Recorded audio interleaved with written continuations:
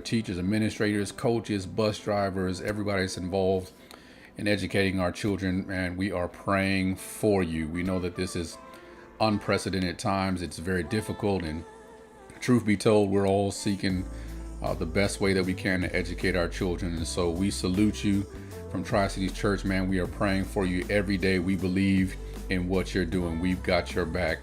And then let me just say, man, as a church, I am so proud to be the pastor of Tri-Cities Church. You all continue to blow my mind with your generosity, with your love and support. Many of you haven't been able to see face to face. Maybe it's been on Zoom, or maybe it's been through a text message or email, but you just continue to show up in your generosity. So I want to continue to encourage you to keep giving, man, because what we are doing, whether you realize it or not, is reaching far beyond the four walls of our local church. It is reaching people across the country and even in parts of the world where we didn't even know that we had an influence. Listen, we have a couple of things coming up, and I want to make sure that you're in the loop about what's going on in your church. So first, we've been running phase 1 of our re-entry plan for several weeks now. We've been doing really good. So far, so good. The people are registering, they're coming in, we're wearing masks, we're sanitizing the building. We're limited right now to 30 people, and we've done an excellent job. And so kudos to our team for making sure that we are doing everything possible to make sure that we're not exposing you to COVID-19.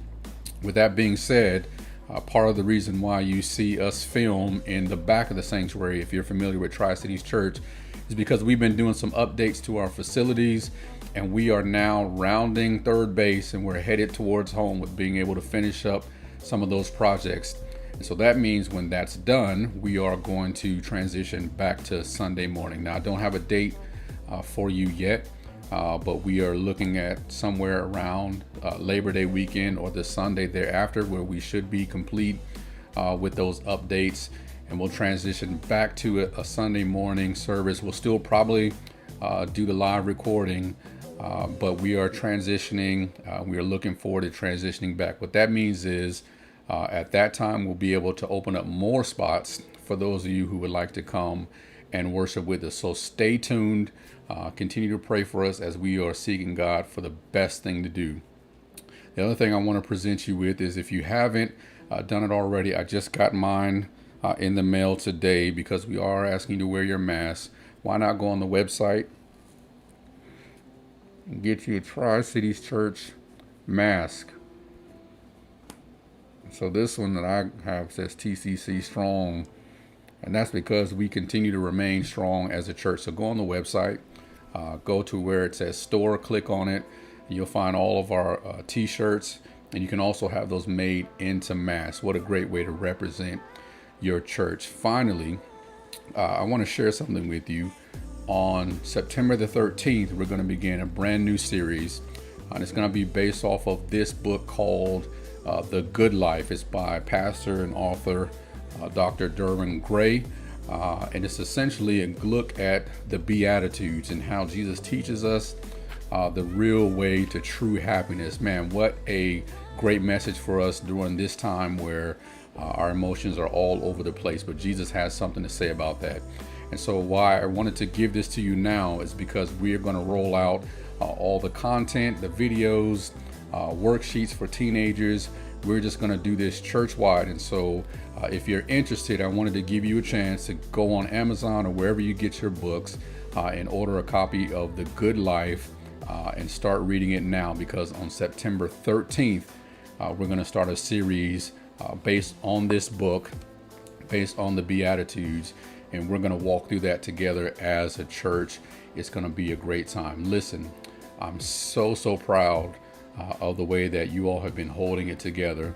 As a matter of fact, you know that we tape our services a week in advance. And so I want to give you a sneak peek of what we taped on Sunday.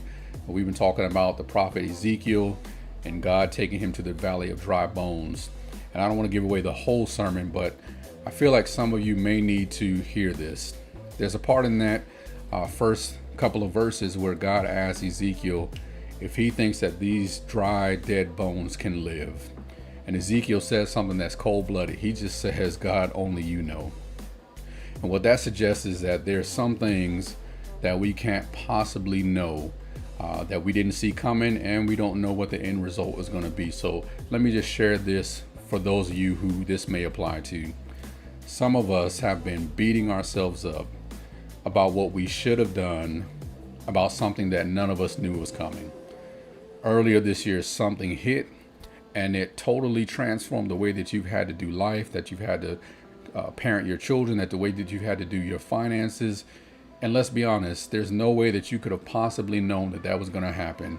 And what Ezekiel says is, God, only you know. And so I want to encourage you, for those of you who continue to struggle, go ahead and listen to the message on Sunday. But here's one thing I do want to share as a preview.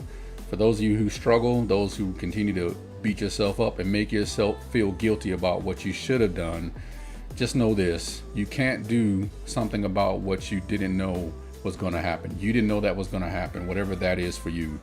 And anything that you need, God does know. And so let me encourage you, stop beating yourself up. Give yourself some grace.